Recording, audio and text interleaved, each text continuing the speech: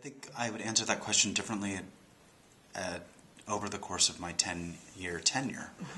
I think when I first got there, I was introducing change out of every sentence that came out of my mouth because there was so much need, and I wanted to fix everything immediately in my image, which I considered at that time to be the perfect image. And then I went through a phase of just doing nothing because I felt like I had overindulged in putting my need for change out into the organization. And then from that grew a kind of more measured approach to both internally and within my mind and with key members of staff. Not necessarily my team, the artistic team, but someone from development, my partner, the managing director, and maybe somebody else, our production manager, people who I think would give differing responses to the idea and would contextualize my I always think I have great ideas, right? I think every artistic director considers his or herself the generator of the great ideas.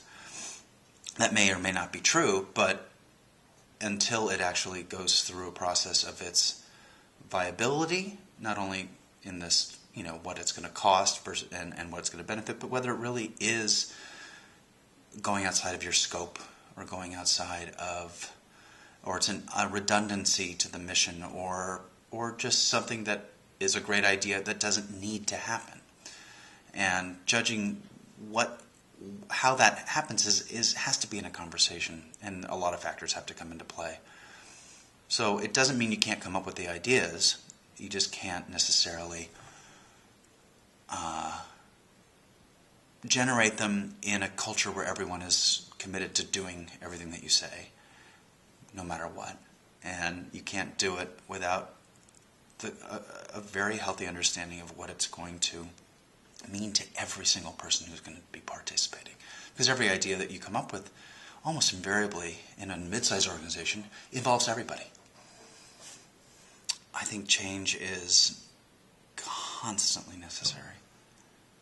I think it is. I think just when you think you've made a breakthrough and you've figured out something, what you really realize about a year later is that you made a breakthrough from a really previous existence. But it may not be. You have to do about 3 or 4 breakthroughs to get to where you want to be. So it's not the first breakthrough.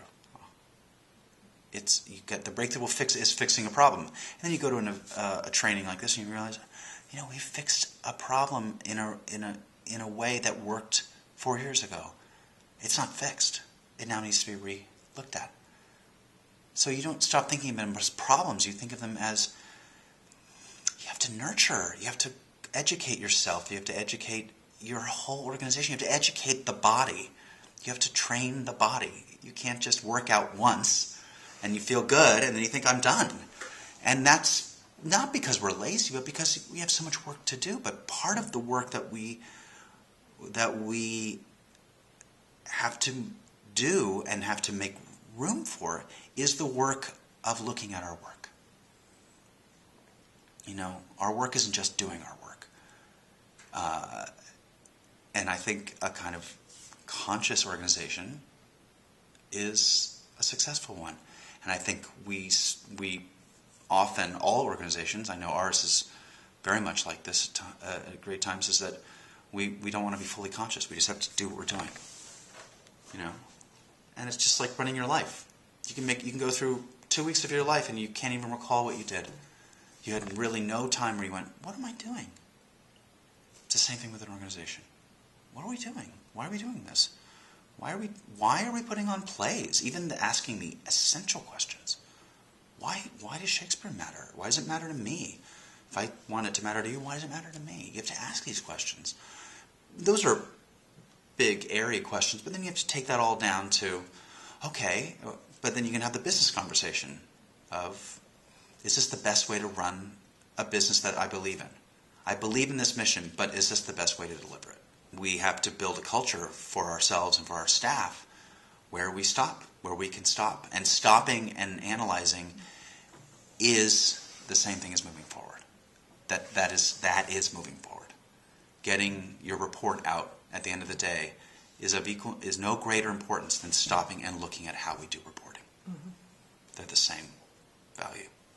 Which means you might make less progress in ways that you're used to judging progress.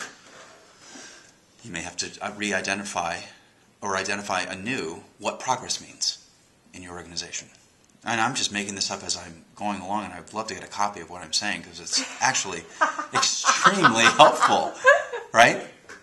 I mean, it is the thing that we strive for, and it's how we talk about how scary it is to get back into the office and try to implement change.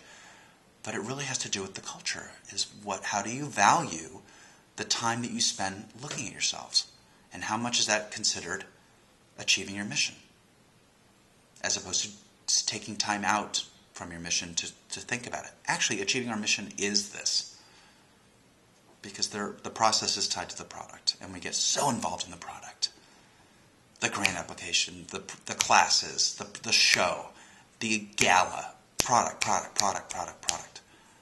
right? And we don't think about the process. And any good piece of theater will tell you, any good production will tell you, that how you rehearse the play is what creates the product. And if I did every play the same exact way, not learn one thing out of it, I'd make no progress as a director. So the process is the product, and we should think of our organizations like we think of the product that we create. The care and feeding of our art, whether it's an exhibition or a chamber piece or whatever, or a play. We care so much about that, and we just take it apart, and yet we don't do that with our organizations.